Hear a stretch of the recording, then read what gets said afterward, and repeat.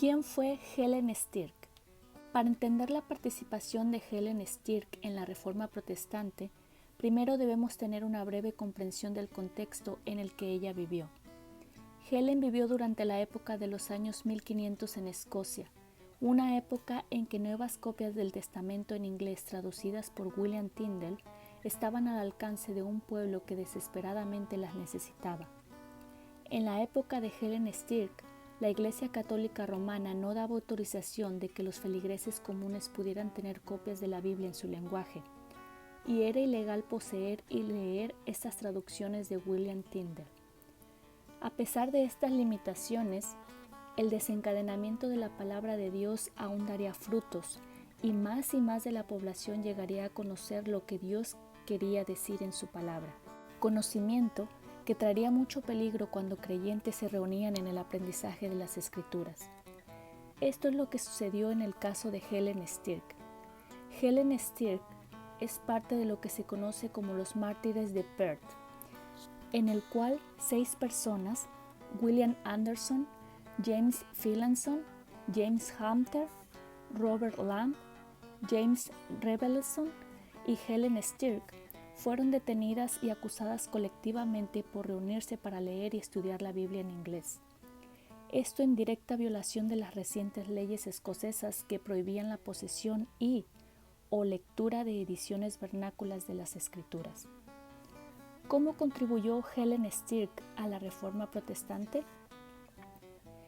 El crimen de Helen Stirk no solamente era esta reunión de estudio bíblico, sino se resalta aún más debido a su embarazo reciente. Helen acababa de dar a luz a su bebé y era la costumbre común del día buscar la ayuda de la Virgen María por medio de oraciones a ella, algo que Helen negó con vehemencia. Después de haber leído lo que enseñaba la Biblia acerca de tal petición vana, Helen rechazaría los persistentes llamamientos y advertencias de las parteras para que hiciera oraciones a la Virgen María en ruego por su vida y la vida de su bebé. Ella argumentó que si Helen hubiera vivido 1500 años antes que María, ella misma pudiese, por la gracia de Dios, haber dado a luz al Mesías. La intención de Helen no era una de orgullo, sino con la meta de señalar que María no poseía ningún mérito especial o virtud de su propia piedad, como erróneamente enseña la Iglesia Católica Romana cuando habla de la Inmaculada Concepción de María. Helen argumentaba que nada de esto habría incitado a Dios para nombrarla madre de su Hijo encarnado. En otras palabras, la Virgen María, aunque se le confió con un papel extraordinario en la historia humana, fue una mujer humana y ordinaria tal como Helen, en la necesidad del mismo perdón de Jesucristo, al igual que Helen, y por lo tanto no era un objeto de oración durante el parto o en cualquier otro momento. Como se puede imaginar, la noticia de Helen negar a orar a María pronto llegaría a oídos del clero y finalmente a la autoridad superior católica, y Helen, junto con su esposo y 4 protestantes, serían arrestados. Trágicamente, este pequeño grupo sería declarado culpable de herejía y sentenciado a muerte, y en los días por seguir, después de su sentencia, los soldados llevaron a Helen, su esposo y los protestantes condenados a la horca. En toda esta preocupación, Helen haría una petición para morir al lado de su esposo James Phillipson, pero su pedido fue denegado. Los hombres serían ahorcados y las mujeres ahogadas, y James, esposo de Helen, sería el primero.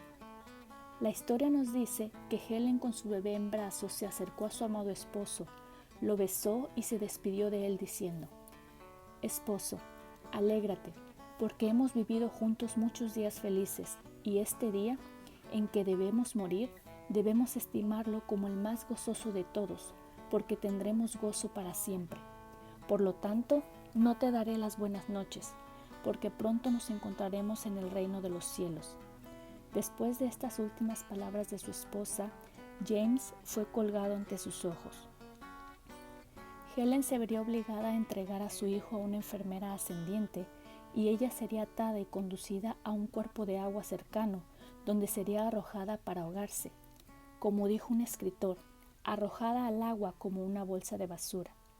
Este fue su castigo oficial por el delito de blasfemar a la Virgen María. Está claro que la contribución de Helen Stirk a la Reforma Protestante sería el dar un mensaje innegable a todos en Escocia de lo que es verdaderamente confiar solo en Cristo y vivir por la autoridad suprema de las Sagradas Escrituras.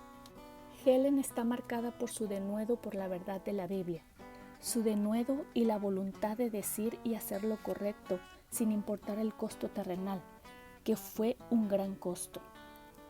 Es lo que todos los cristianos deben tratar de imitar. Me viene a la mente Lucas capítulo 14 versículo 28, en el que Jesús dice: porque ¿quién de vosotros, queriendo edificar una torre, no se sienta primero y calcula los gastos, a ver si tiene lo suficiente para acabarla? Helen definitivamente contó este costo, y cuando se lo midió a Jesucristo, lo dio todo por él. ¿Tú y yo hemos considerado este costo? Matthew Henry resume bien esto cuando escribe: aquellos que pretendan construir esta torre deben sentarse y estimar el costo, que consideren que les costará una vida de abnegación y vigilancia. Quizá les cueste su reputación entre los hombres y todo lo que les es querido en este mundo, incluso la vida misma. Y si todo esto nos ha de costar, ¿qué es en comparación con lo que le costó a Cristo? Muchos de los que comienzan a construir esta torre no continúan con ella, ni perseveran en ella, y es su locura. Es cierto, ninguno de nosotros tenemos lo suficiente para terminar esta torre, pero Cristo ha dicho: mi gracia es suficiente para ti. Nada es más vergonzoso que aquellos que han comenzado bien en la religión se den por vencidos. Helen contó este costo, y su ejemplo nos llama que nos recordemos en Jesucristo, en su supremo valor. En este año de conmemoración de la Reforma Protestante, Helen Stirk nos recuerda que cuando perdemos la vida, Dios usará nuestra vida para su gloria y para que otros conozcan a Jesús. No hay mayor gozo y plenitud en la vida que este. A continuación tenemos unas palabras de Helen Stirk. Esposo, alégrate, porque juntos hemos vivido muchos días de alegría, y este día en que debemos morir, debemos estimarlo como el más gozoso de todos, porque tendremos gozo para siempre. Helen Stirk.